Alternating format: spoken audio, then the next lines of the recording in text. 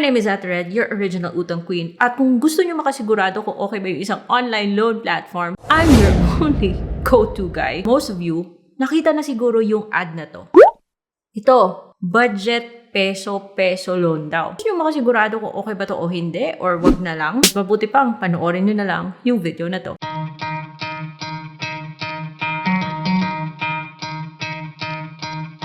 In today's video, isa na naman bago. Yes, bagong online loan platform na yung sisilipin natin. Ngayon ko lang nakita sa social media yung kanyang ads. Napaka-promising, di ba? At kung hindi pa kayo, kung baguhan kayo sa mundo ng Ola, syempre, hindi ko kayo masisisi kung maiinganyo kayo. Dapat subscribe kayo dito sa channel dahil ako, yung nagtatry ng mga online loan platforms para meron kayong tamang perspective. At sa huli na kayo mag-decide, after mapanood niyo yung mga screenshots ko, kung okay ba yung loan app o hindi. Malamang, dami na rin sa inyong nakakita nito. So, loan daw, 10,000 pesos, 120 days.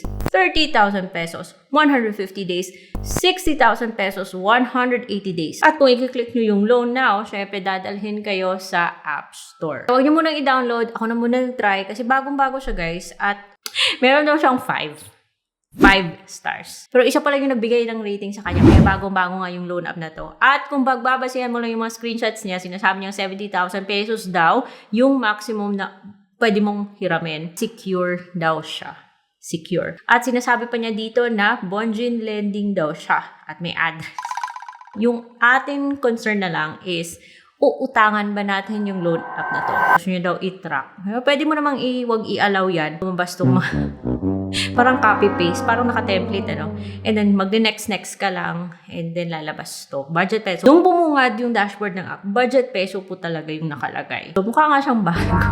Ayan, may 150 days, 0.06% per day daw siya. So, expect na kayo guys na magsi 7 days lang to, no ba? Yan na, ang dami ko nang sinusubukan phone number. So, nung nilagay ko yung main phone number ko, yung palagi kong ginagamit sa pag-apply ng mga loan app, tinanggap niya at kaagad ako nakatanggap ng OTP na galing sa SFSC. So, ayun. So, nag-work naman yung OTP at from 70,000 pesos, naging 20,000 pesos na. So, pag kinlik mo yung apply na yan, lumalabas to, parang overview ng kanyang application process. Tapos, ayan, please upgrade your identity. Bongga, upgrade mo din kung paano niya gagawin. Siguro maglagay ka ng lip filler or ibahin mo yung buhok mo. Upgrade your identity. So, ayan guys, i-click mo na yung apply at hihingi po siya ng ID mo. Yung mga IDs na tinatanggap nyo is UMID, driving license, passport, TIN, SSS, voter ID, health card, national ID, tapos may other types din. Postal ID, PRC, tsaka pag-ibig. Yung hihingi niyang contact reference is 3. Pero mag-ingat pa rin tayo, guys. Kasi hihingi po siya ng parang access sa lahat ng nasa phone book mo. Kaya, dapat kasi nag-iingat tayo kung saan natin isasubmit yung information. Is it worth it ba na magpasa tayo ng information sa loan app na to? Kahit na kasi meron siyang delete option sa dulo, pero malay natin kung anong ginagawa nila sa back-end, that information kung nadidelete ba. Kaya guys, ito i-reveal ko na. Ito na. I-reveal ko na po. Kaya niya, 70,000 pesos, tapos naging 20,000 pesos. Of course, kung baguhan ka, huwag kang mag-expect na kaagad kang makakautang dito ng malaking amount. Para kasi siyang standard na. So, ito yung naging offer niya is 2,000 pesos. Which hindi naman masama, di ba? Pag first time ka, magsisimula ka sa mababa. Total, sabi niya, tataas naman daw. Pero yung hindi maganda dito, kasi hindi mo yan matatanggap ng buo. Kasi according dito sa offer niya, kakataas po siya ng 667. Tapos yung interest, kunyari, mababa, 13 pesos lang. Pero 667 yung processing fee. Ending nito, yung matatanggap mo na lang, at least naka-state po, na 1,200. So, alam na natin granting na alam na natin yung pala yung offer niya, alam natin na hindi pala siya buo. Mag-approve kaya to. Makakapagpatuloy ba tayo? Kung talaga bang gusto mo talagang kunin yung offer na yan, sinubukan ko. Ito yung part na parang kinakabahan ako kasi kapag na-approve ako dito, kapag natanggap ko siya, edi syempre may babayaran akong 2,000, hindi ko naman buo siyang natanggap, tapos 7 days lang. So, nung kunin ko yung next, ayan mga best, hintay ako ng mga 1 oras. And while I was waiting, napacheck ako at sabi doon sa lender information niya, under daw siya sa kay LF Lending Services. Itong si LF, nakita ko nga siya sa list of recorded online lending platforms sa SEC na webpage. Pero hindi naman niya specifically binanggit na yung kanyang recorded online lending platform is itong si Budget Peso. Nagamit naman ni Budget Peso yung credentials ni LF Lending or bagong-bago pa talaga siya. Pero is it really worth it? Para sa akin, ko. Kasi number 1, ang laking kinakatas siya. Number 2, nang-reject siya.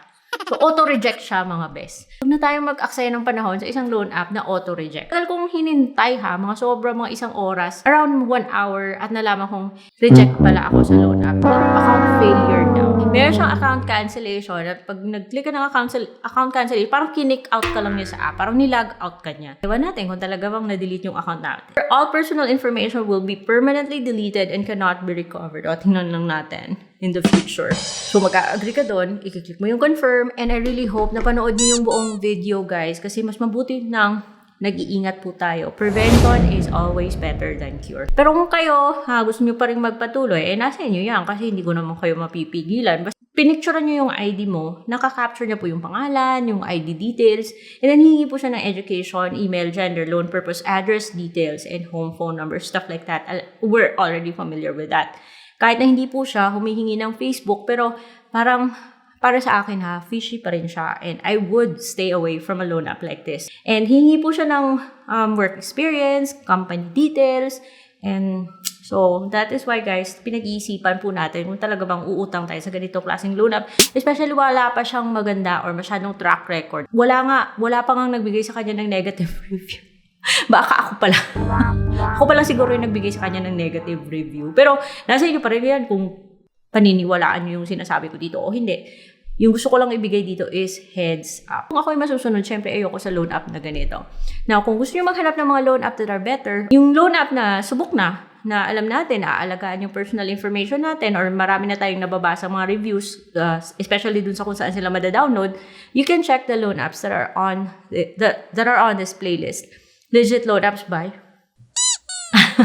Ate Red. Kasi yung mga loan apps na to, approve man ako o hindi, alam ko namang registered sila. Kaya baka kayo, okay sila para, pero hindi ko sila promote. Wala po akong links sa baba. Kaya huwag kayo maghingi ng links. Nagre-review po ako ng loan app, hindi po ako nag-promote ng loan app. So, para hindi kayo mahuli, kung sakali ako yung mag-vlog about legit na mga loan apps, mas mabuti pa. Subscribe na kayo. Ayan. Tapos hit that bell notification. And that is all for today's video. I'll see you on my next vlog.